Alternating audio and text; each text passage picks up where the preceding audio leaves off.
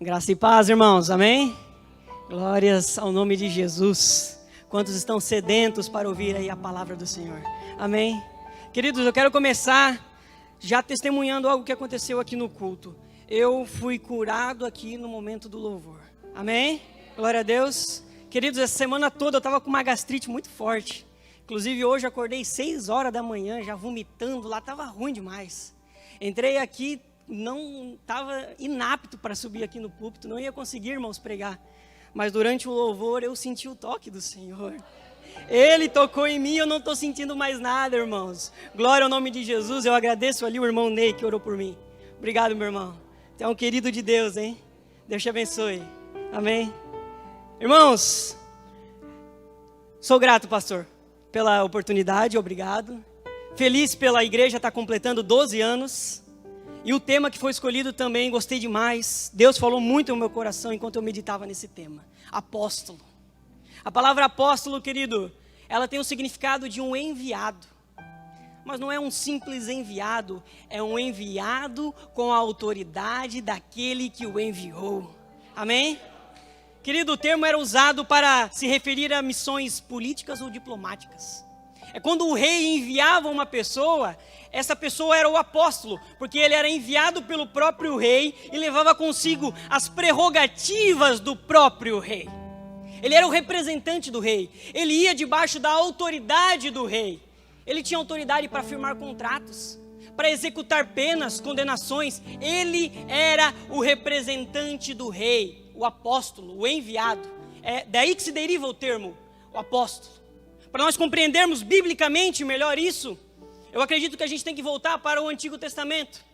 Porque os profetas, eles eram as pessoas enviadas por Deus. As pessoas que tinham a autoridade de Deus. De modo que rejeitar a palavra dos profetas era rejeitar a própria palavra de Deus.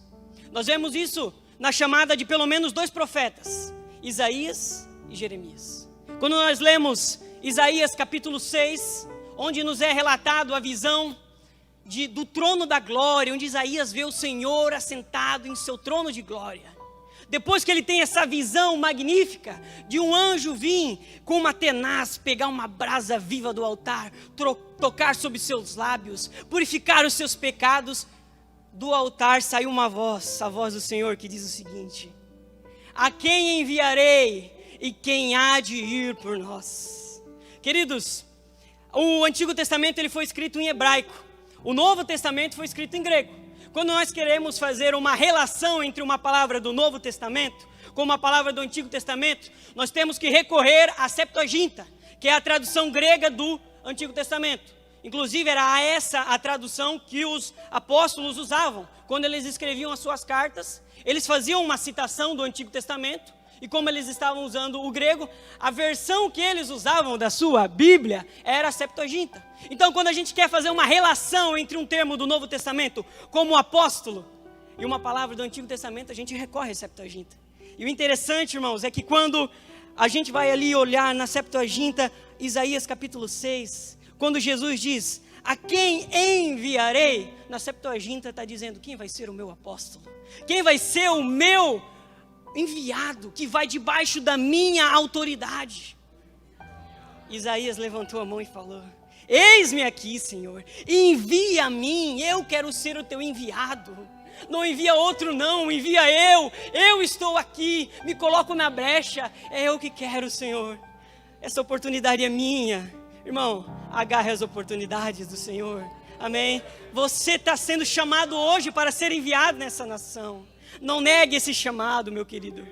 Irmãos, a mesma coisa aconteceu também com Jeremias. Lá em Jeremias, o Senhor chega para ele ainda jovem, fala para ele o seguinte, antes de você nascer, eu te separei para ser o meu enviado. Eu te chamei às nações, Jeremias. Jeremias 1,7 vai dizer assim, ó, mas o Senhor me disse, não me digas, não passo de uma criança, porque a todos quanto eu te enviar, irás, e tudo quanto eu te falar, falarás. Novamente, irmãos, a palavra enviar aqui é a palavra apóstolo. Jeremias seria esse enviado de Deus, que ia na autoridade de Deus. Por isso que Deus continua ali falando para Jeremias que ele teria autoridade para destruir, para plantar, para edificar nações, pelo poder da palavra que ele iria proclamar, pois não seriam as suas palavras, seriam as palavras de Deus. Um enviado é aquele que é enviado representando o seu Deus, o seu rei, que vai debaixo da autoridade do seu Deus. E Deus tem toda a autoridade. Estamos aqui hoje para isso. Deus então, no Antigo Testamento enviou os profetas. No Novo Testamento Ele envia os seus apóstolos e hoje Ele conta conosco. Amém? Ele conta conosco para sermos os seus enviados, que vão debaixo do seu poder. Aleluia!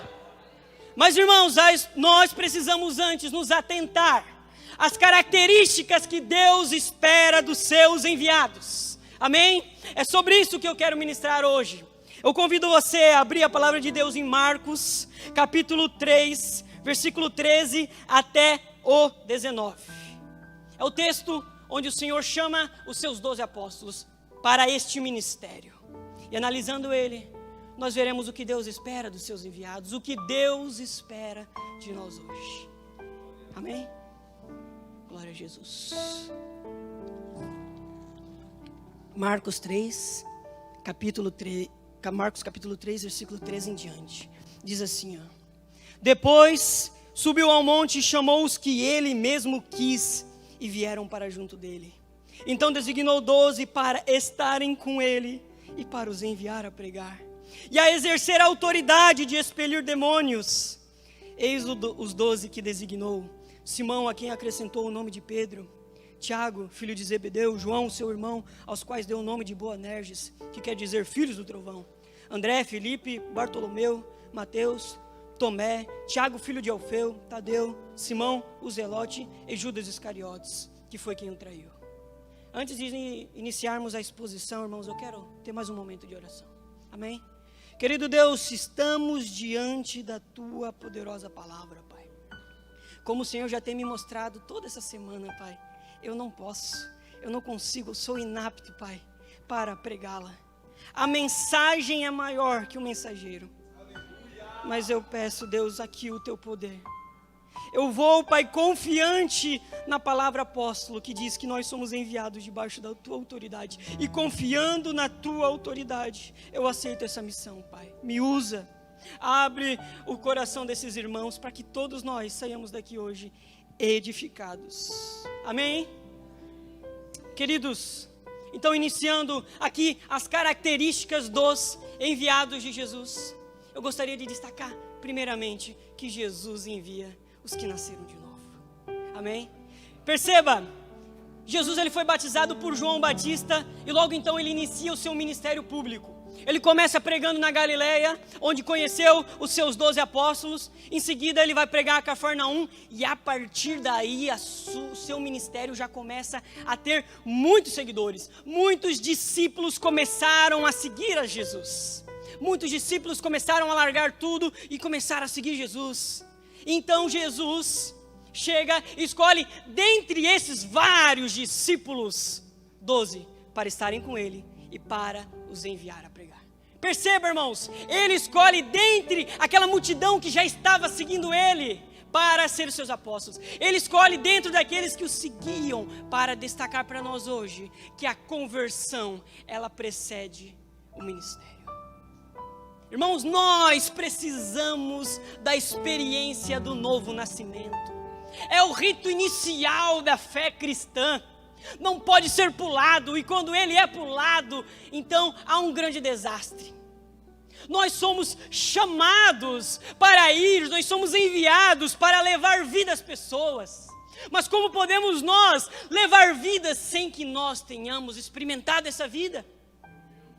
Nós precisamos do novo nascimento, nós precisamos nos arrepender dos nossos pecados e confiar somente em Jesus Cristo para a salvação. Sem essa experiência, irmãos, sem essa experiência de nós reconhecermos que não, nós não somos bons, que não está tudo bem conosco, sem Jesus estaríamos condenados, sem Jesus estaríamos perdidos, condenados ao inferno para todo sempre. Quando nós não temos esse estalo, quando nós não percebemos que essa era a nossa condição antes de Jesus, então a gente é inapto para ser enviado por Ele. Não, o primeiro passo para ser enviado por Jesus é nascer de novo. Não importa, irmãos, quanto tempo você tem de igreja, de ministério, é necessário nascer de novo. Nicodemos chega diante de Jesus lá em João capítulo 3, sendo já um líder frequentador do sinédrio judaico, um mestre da lei. Ele chega diante de Deus à noite, diante de Jesus. E o que Jesus diz para ele? Olha lá, João 3, verso 7, diz assim: não te admires eu te dizer, importa-vos nascer de novo. Nicodemos, não me causa admiração todo o teu conhecimento. Não me causa admiração o quanto você é respeitado entre os religiosos. Não me causa admiração o quanto você sabe da lei, o quanto você frequenta os cultos. Nicodemos, importa-vos nascer de novo. Precisamos nascer de novo. Responda com fé, irmãos, a Jesus. Se o teu coração está queimando hoje, é porque Ele está te chamando. Segunda característica que eu quero destacar aqui é que Jesus envia os seus escolhidos. Observe aí Marcos capítulo 3, verso 13, que nós já lemos, onde diz o seguinte: depois subiu ao monte e chamou os que Ele mesmo quis, e vieram para junto dele. Ah, irmãos, que coisa grandiosa! Deus, Ele tem os seus escolhidos, Deus tem o seu povo, Deus tem aqueles que Ele contemplou desde a eternidade, decidiu amá-los. E percebe que o texto diz que aqueles que Ele chama, vêm a Ele. O chamado de Cristo, Ele é soberano e Ele é eficaz. Todos aqueles a quem Jesus escolhe e decide abrir os seus olhos para contemplar a beleza de seu Filho, esses virão à fé. Todos aqueles que Jesus decide destampar os ouvidos para ouvir as doces vozes de Jesus, esses seguirão Jesus, esses seguirão a Jesus. Querido, se hoje você está ouvindo essa voz, não endureça o seu coração. Ele está te chamando hoje. Talvez esse seja um fato de que você é um escolhido de Deus. Ele está te chamando, irmãos. E aqueles que Ele escolhe são os mais felizes. São os mais felizes. Olha o que diz Salmos 65, verso 4. Bem-aventurado a quem tu escolhes e aproximas de ti, para que assista nos teus átrios. Ficaremos satisfeitos com a bondade da tua casa. Bem-aventurado, mais do que feliz, contente, alegre, aquele que tem satisfação, é aquele que é escolhido por Deus e que é aproximado dEle para estar junto com Ele, para que assista nos seus átrios, para que trabalhe na sua obra, para que seja um enviado. E ele então fica satisfeito. Ele alcança a plenitude que emana de Deus. Ah, irmãos, bem-aventurados são esses. Deus, os escolhidos de Deus, os enviados são escolhidos. Amém? Terceiro ponto, eu não vou me alongar muito hoje. Diz que Jesus envia os íntimos. Amém? Jesus envia os íntimos, irmãos. Vamos ler novamente o versículo 14? Só a parte A. Então designou 12 para estarem com Ele. Ah, queridos. Então designou 12 para estarem com Ele. Ah, irmãos. Sabe uma coisa? O Senhor da obra é mais importante que a obra do Senhor. Deus não quer ativismo religioso, Ele quer intimidade, irmãos. Ele quer que nós estejamos perto dEle em oração, em quebrantamento, em devoção. Amém? É isso que Deus quer, é os íntimos. Ele não quer Martas trabalhando, ele quer Marias lançadas aos pés de Jesus, aprendendo dele, ouvindo dele. Irmãos, quiçá sejamos como João. 1 João, como é que ele inicia a sua carta? Ele inicia dizendo o seguinte: nós proclamamos o que temos visto e ouvido. Qual que é o motivo da sua mensagem? A sua experiência. Era um homem que era íntimo de Deus. O que ele ia escrever para as pessoas? O que ele estava experimentando. Meus queridos, João está dizendo: ei, esse homem, essa teologia que eu vou fazer aqui, essa explanação de Deus, eu faço com base daquilo que eu vejo todos os dias, daquilo que eu ouço. É isso que eu quero. Irmãos, Deus envia os íntimos. Deus envia os íntimos. E é aqui, irmãos, é aqui que se distingue o cristianismo de qualquer outra religião. Em outras religiões é o homem que precisa fazer alguma coisa, o homem tem que fazer alguma coisa, cumprir ritos, sacrifícios, normas imensas. Fazendo tais coisas, ele ganha então o direito de ser aprovado pela divindade e então ter ali a sua certa comunhão. Mas no cristianismo é completamente diferente. Perceba que é Jesus quem deu o primeiro passo. Perceba que é Jesus quem decidiu sair do céu, deixar a sua glória lá no céu, se fazer homem, cumprir os mandamentos, se tornar o cordeiro apto para morrer em nosso lugar, para então, cumprindo a justa exigência de Deus, que tenhamos comunhão com Ele. Aleluia, foi Ele quem deu o primeiro passo, e é Ele quem está nos chamando hoje para sermos íntimos dEle, para estarmos com Ele. Aleluia, precisamos estar com eles, irmãos. Eu admiro muito quando eu vejo o Antigo Testamento, e eu vejo Moisés, que ele recebeu o título de servo de Deus. Bênção, aleluia. Mas antes de ter o título de Moisés, de servo de Deus, nós temos que ter o título de Abraão, de amigo de Deus. Amém? Temos que ser íntimos, comunhão, oração. O pulsar do Senhor tem que refletir em nós, irmãos. É quando estamos junto dEle que nós somos transformados.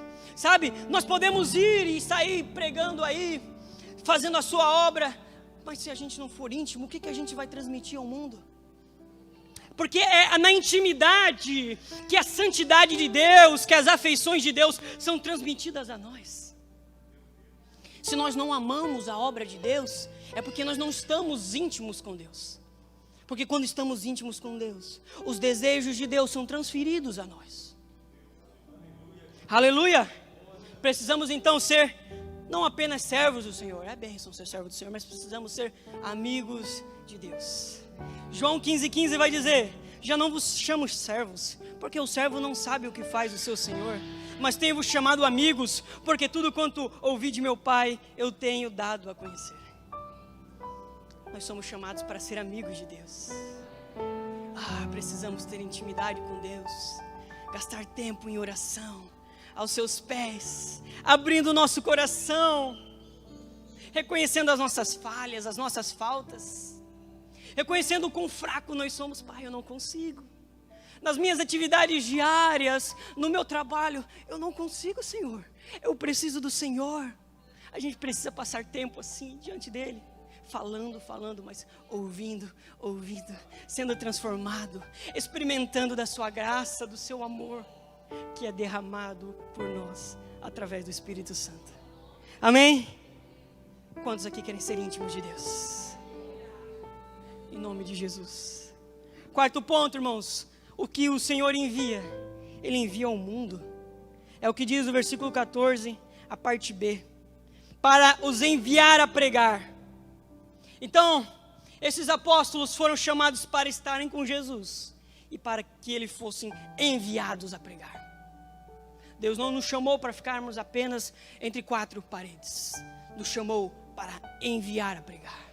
Debaixo da sua autoridade, debaixo do seu poder, depois de termos aprendido dele, da sua boca, o que ele quer que nós transmitamos. Então ele nos envia. E perceba que é muito interessante o que está acontecendo aqui, neste versículo. Jesus está quebrando os paradigmas da sua época. Quando nós vamos olhar as seitas daquele tempo, elas eram extremamente separatistas. Vemos os essênios e a comunidade de Qumran, por exemplo, que eles não frequentavam cidades, eles ficavam no deserto, pois eles afirmavam que as cidades estavam corrompidas pelos pecados. Portanto, eles não poderiam ter nenhum tipo de comunhão com as pessoas da cidade. Eles iam para os desertos, viviam em cavernas, longe de todo pecado.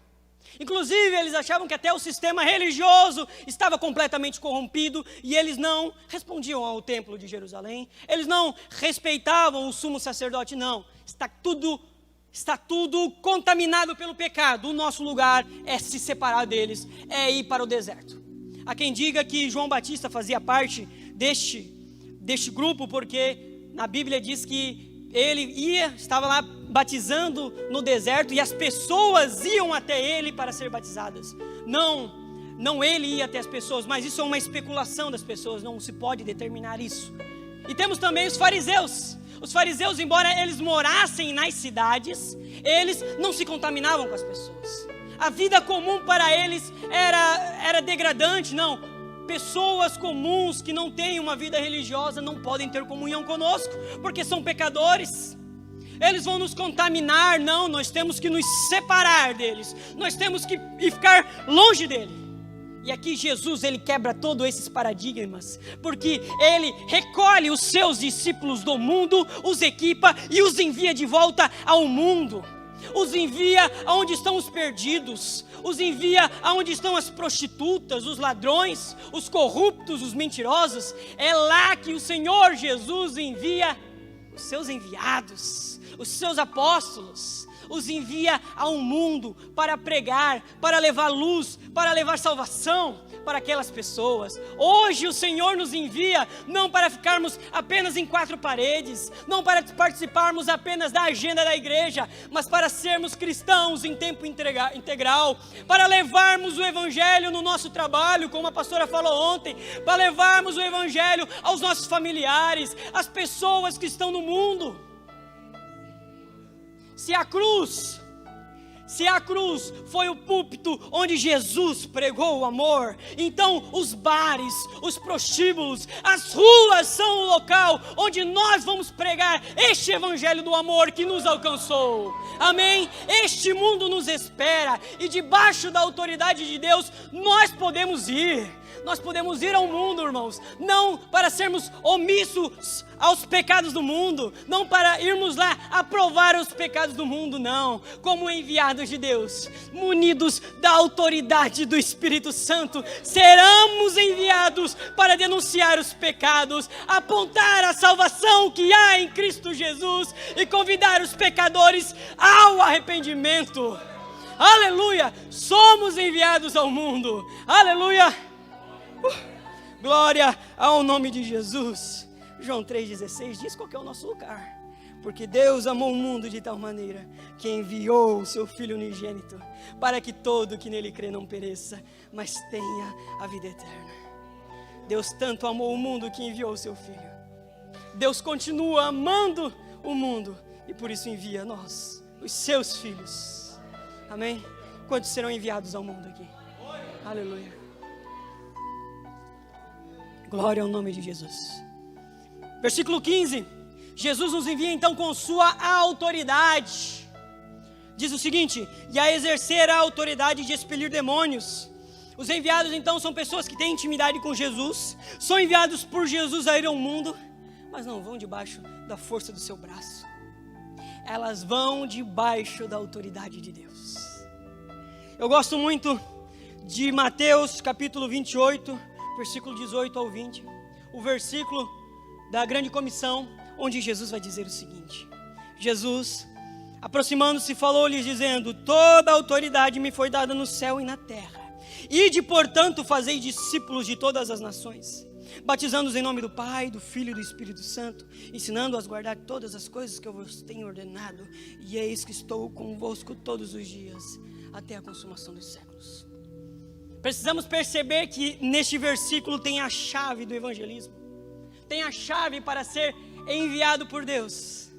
Ele diz logo no começo: foi-me dado toda a autoridade, portanto, conjunção conclusiva, portanto, é porque me foi dada toda a autoridade. Jesus está dizendo, é porque eu tenho toda a autoridade, eu morrendo na cruz do Calvário, sendo o sacrifício perfeito e sendo ressuscitado pelo Pai, é porque eu conquistei essa autoridade, esse poder, essa soberania. É por isso que vocês podem ir.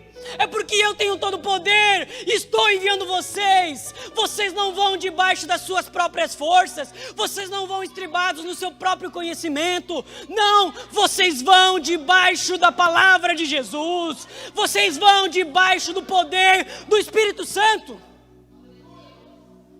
É por isso que temos que ir com ousadia. Não precisamos temer, medrosos. Eu não vou conseguir. Não, isso não é para mim, não. Se nós estamos indo debaixo da autoridade de Jesus, então conversões irão acontecer, um avivamento vai nos esperar, porque estamos indo debaixo da autoridade de Jesus. Não precisamos temer demônios, manifestações malignas. Maior é o que está conosco do que o que está no mundo. Irmãos, o Senhor já nos deu a garantia que vai dar tudo certo. Ele disse, eu tenho autoridade, então enviando vocês. Não tem desculpa para a gente não ir. Não tem desculpa.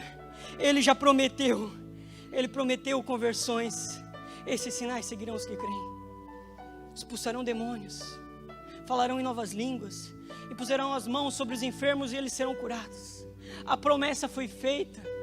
Ele nos garantiu que as nossas fraquezas não é um impedimento. Ele nos garantiu que a nossa falta de habilidade no falar, que o nosso pouco poder aquisitivo não é problema. Debaixo da autoridade de Deus é possível. E Ele conta conosco. Ele conta conosco. Já se encaminhando para o fim, irmãos. Jesus, Ele capacita os seus escolhidos. Amém? Essa é a próxima característica que eu quero destacar aqui. Que Jesus capacita os seus escolhidos. Quando a gente lê a lista dos escolhidos por Jesus, do verso 16 ao 19, nós vemos que não eram pessoas gabaritadas, não eram pessoas que tinham conhecimento, não eram grandes líderes religiosos, líderes políticos, não. Os nomes que constam aqui são nomes comuns, pessoas de locais comuns. Na verdade, eram pessoas que tinham limitações, pessoas com temperamentos explosivos, mentirosos, pessoas que eram ladrões. Deus está enviando aqui, não as pessoas pelos que elas são, mas pelo que elas virão a ser. Amém? Nós não escolheríamos essas pessoas, Jesus as escolhe, as equipa, as ensina, reveste elas de poder e envia ao mundo. Sabe, milhões de reis desses tempos aqui, poderosos dos seus tempos, milionários, tiveram seus nomes riscados da eternidade. Ninguém conhece eles, mas esses 12 homens comuns decidiram aceitar a chamada de Deus. E até hoje nós lembramos eles, porque Jesus capacita. Amém? Talvez então, quando eu falei aqui sobre ser enviado e a garantia de haver conversões, de haver um avivamento, você pode ter pensado, isso não é para mim. Isso daí é para os grandes pregadores, é para as pessoas que são hábeis no falar, são as pessoas que têm um conhecimento muito grande. Mas não, está muito claro que isso aqui é para todos nós. 1 Coríntios 11, 1, versículo 27 e 29 vai dizer que Deus escolheu as coisas loucas deste mundo para envergonhar, obrigado, irmão, para envergonhar as sábias. Cara, Deus nos escolheu apesar das nossas limitações e hoje está nos enviando. Já chegando ao fim, irmãos, eu vou encerrar agora. Mas eu quero antes fazer uma comparação. Em virtude do tempo, não podemos meditar em todos os nomes dos 12 que estão aqui. Mas eu gostaria de meditar em 2 nomes, para exemplificar para vocês que isso que eu estou falando é verdade. Jesus não escolhe os capacitados. Ele capacita os escolhidos. Amém? Quando nós lemos ali o nome de Pedro, também conhecido como Simão, vemos que ele era um pescador. Uma pessoa não hábil no falar, uma pessoa de um temperamento completamente, no mínimo, esquisito. Em certo momento ela falava para Jesus: você não me lavará os pés. Logo depois ela falava: Senhor, não só os pés, mas as mãos e a cabeça. Em certo momento ele falava para o Senhor: tu és o Cristo, o Filho do Deus vivo. Em outro momento ele repreendia Jesus, falando que ele não deveria morrer na cruz. E Jesus se vira a ele e fala: arreda, Satanás, pois tu não cogita das coisas de Deus, mas das coisas dos homens. Era um homem inconstante, era um homem que dormia na batalha, era um homem que falava sem pensar, que estava todo o tempo mudando de opinião. Era um homem que negava Jesus, mas Jesus o escolheu. Temos também Judas Iscariotes. O próprio nome diz, ele era natural da vila de Queriote, por isso Iscariotes. É como se ele fosse de Joinville e o seu nome fosse Judas Joinvilense. Esse, então, era o único que não era da Galileia. Ele era da Judeia e ele era ali o responsável por administrar o patrimônio do colégio apostólico, a bolsa das ofertas. Mas ele era um ladrão. Jesus escolheu um ladrão, um homem avarento, um homem que roubava, que o coração dele batia por dinheiro, de modo que ele vendeu a Jesus. Perceba, Jesus não chama as pessoas perfeitas, pois elas não existem. Olha aqui o que a gente está lendo aqui. Pedro e Judas eram pessoas cheias de problemas, mas apenas uma delas se permitiu ser tratada por Jesus. E esse é o diferencial, aquele que se coloca na brecha, aquele que fala: Senhor, eis-me aqui, envia a mim.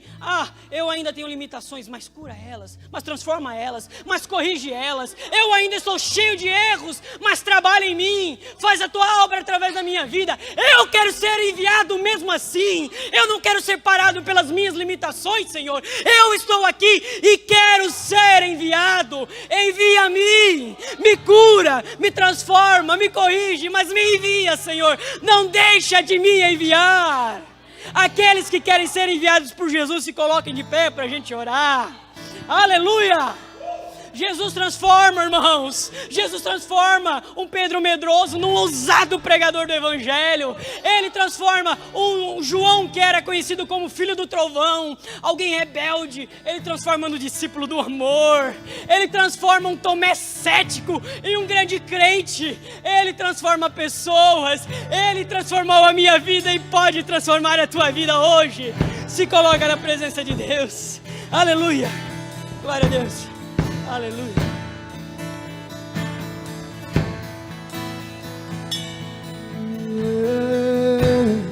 Eu me rasgo por inteiro. Eu faço tudo, mas vem novamente. Eu mergulho na mirra ardente, mas peço que a tua presença aumente. E se eu passar pelo fogo, eu não temerei. Na tua fumaça de glória eu entrarei. Longe do santo dos santos, eu não sei mais viver. E se eu passar